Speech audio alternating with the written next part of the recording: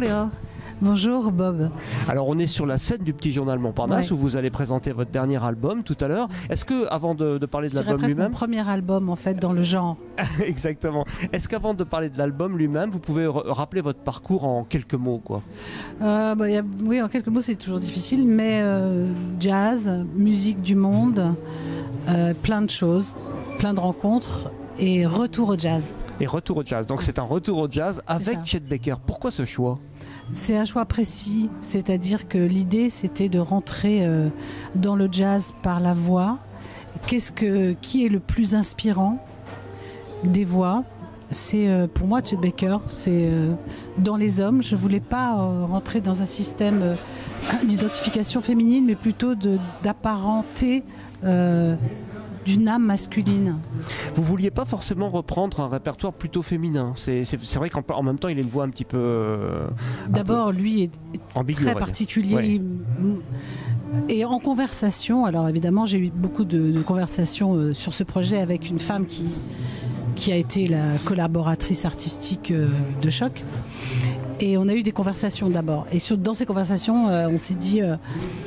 comment on va prendre les choses? Oui, voilà, c'était ma question. Tu vois, par quel bout on va prendre les choses?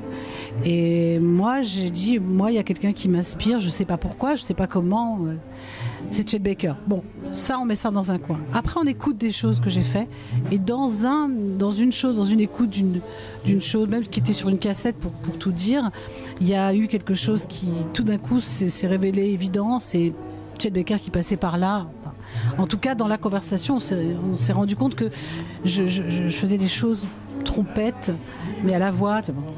Et du coup, on est parti sur cette idée-là. Est-ce que vous avez repris que des thèmes que Chet Baker a chantés, ou est-ce que vous avez pris des thèmes qu'il n'aurait pas chantés, que vous vous amusez à interpréter sur ce mode-là?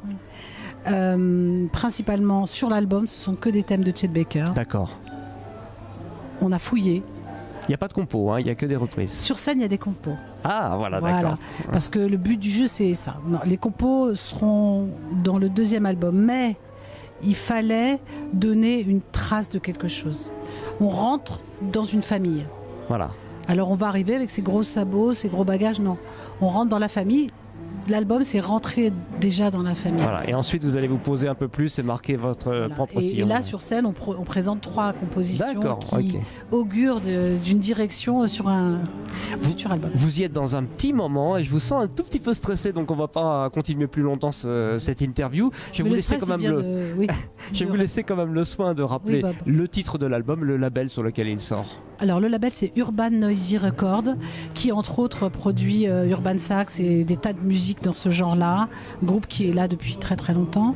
Les musiciens sur l'album sont Bibi Louison, Juan Sobidet et Idei Kokan. Sur scène ce soir, c'est Stéphane Guéry, Jeff Potra et Ichiro Onoe. Et voilà. Tout est dit. Merci beaucoup Léa, on vous souhaite un très très bon concert. L'appel s'appelle Léa Deman, Sings Chet Baker. Bien sûr, voilà. Merci beaucoup Bob, bien sûr. Excuse-moi. Merci, bon concert, on se reprend au premier rang. Merci, à tout à l'heure. Merci Bob.